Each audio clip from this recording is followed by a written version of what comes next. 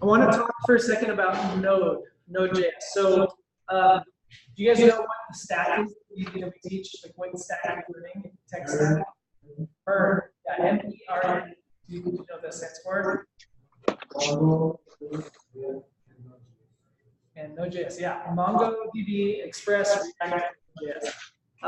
React is the only front end portion of that, and you're not going to get there until like the halfway through the fourth week, I think. We're building foundation right now. But the end is Node.js, and we're not going to do like a deep dive into Node right now. But I want to clarify. I found that it's helpful to clarify things about Node.js early on. So,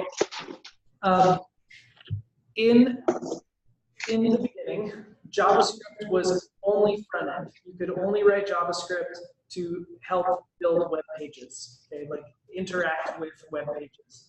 If you wanted to build a server and access a database and stuff like that, which is called the backend, you could not do that in JavaScript. You had to choose a different language like C# or Python or Ruby or whatever.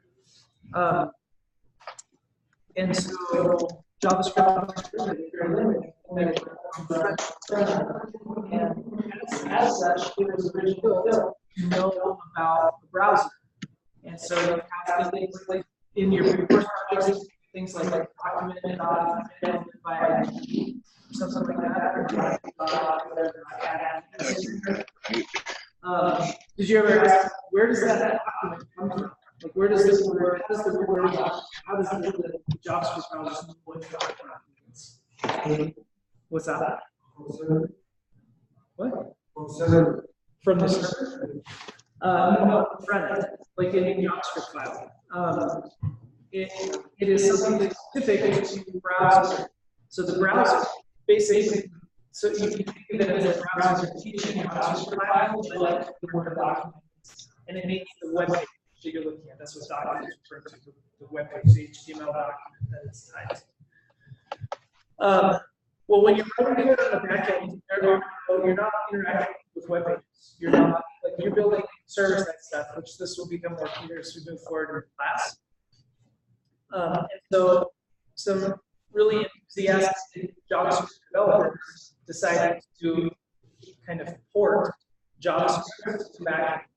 And so it's not technically called JavaScript on the backend, it's called Node. It's called a runtime, and it basically, you can think of it as making it so that JavaScript can run on a server or like in a terminal or something, as opposed to being connected to a web page.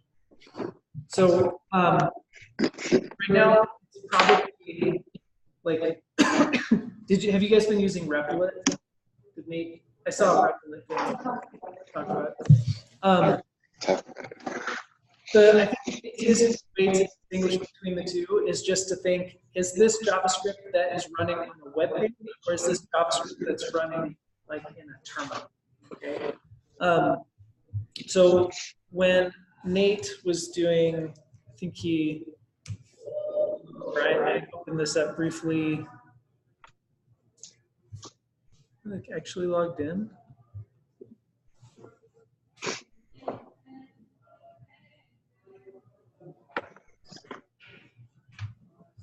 So when I say something like console.log hello and click run and nothing shows up. So here, this is a terminal environment, okay? And I can know the fact that it's a terminal environment, I can know that this is actually Node running and not just like, not client-side JavaScript, but web page JavaScript. If I say document dot get element by ID test and hit run, okay, it's going to say document isn't defined. So that's because in a terminal there is no HTML document. We're not connected to the web page. And so as Node, we're not going to use the document because it's not into a Java or a HTML document. So that's briefly like a brief explanation of Node. It's JavaScript in the terminal, okay? And it gets more and more complex. You can run really complex JavaScript to build servers and such. The alternative to using Node, if I wanted to run JavaScript, is I would have to create an HTML page. So I'd have to create my index.html. If I didn't have Node, this would be the only way I could run JavaScript. I'd have to create an index. Oh, that's a folder.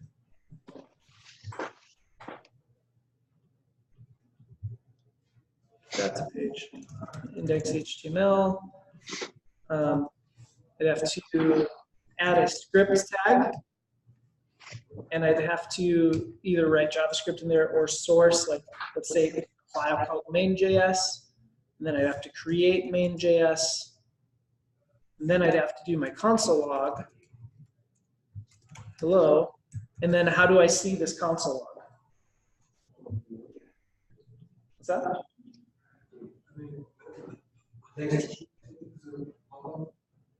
Next to what? Sorry, am I getting... So yeah, I need to run it, but how can I run it? If it's tied, so right now it's tied to this HTML page, I need to open this HTML page, which, where did my live server go?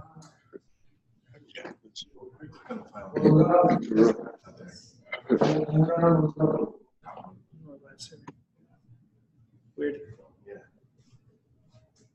Okay, and then I have to right click and go to inspect, and that opens the dev tools, and then I go to console, and there's my hello. This is something that VS Code added, but there's my hello.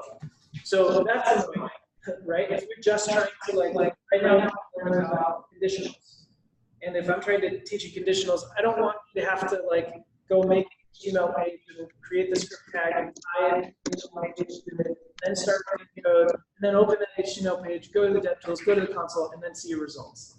Okay, that's a little bit annoying.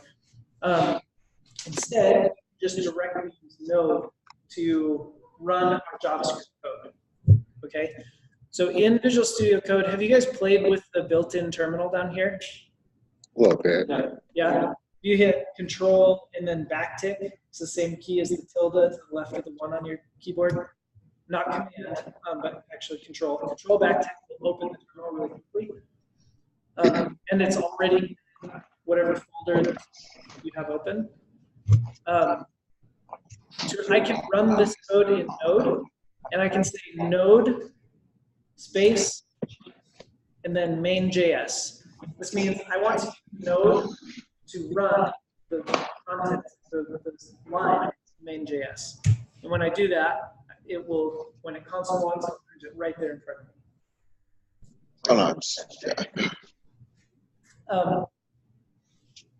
Does that at least make a little bit of sense?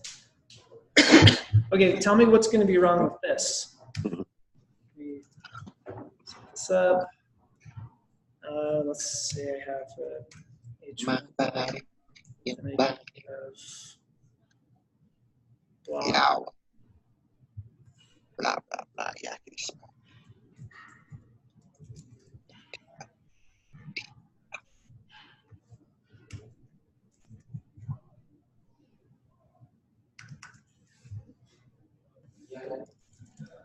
Okay, what's going to be wrong with this?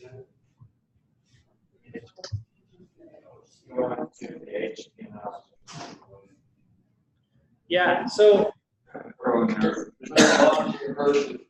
yeah, well, I did create a H1 with an ID of blah.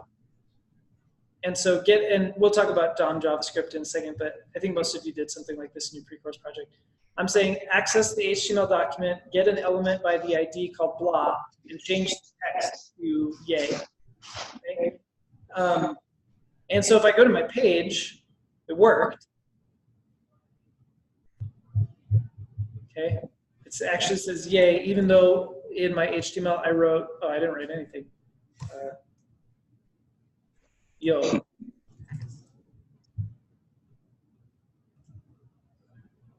Okay, so this is TA, this is changing a TA, but down here, I say Node.js. This is where I get my error. Document is not defined. Remember, document is specific to an HTML page. So the JavaScript that's running in my browser knows what document is, and it works just fine. But Node, like, that's not document. Okay. So if you have specific, this is called DOM JavaScript, Document Object Model JavaScript. We're going to talk about that. If I'm trying to change a web page in my JavaScript, it doesn't make sense for me to run it in Node.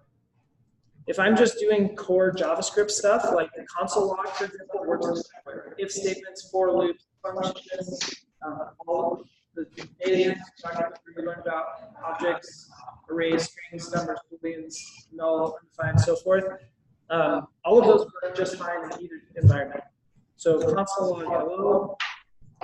Okay, in my browser, it's going to put it in the console here. If I run it in Node, it's going to spit it out here in the terminal. So two different environments in JavaScript. Most of the time you're doing when you're just learning JavaScript language, like we're going to talk about conditionals right now. It doesn't matter what you do, but obviously just typing node main.js is a lot easier than having to build an HTML page, script, tie the script to it, open that HTML page, go to the console. Yeah, that makes sense. It'll make more sense to you as we start the backend stuff. And you'll probably, like, a few of you will try to run code that should only work in the browser Node and fit an error, and you'll kind of learn by fire that way.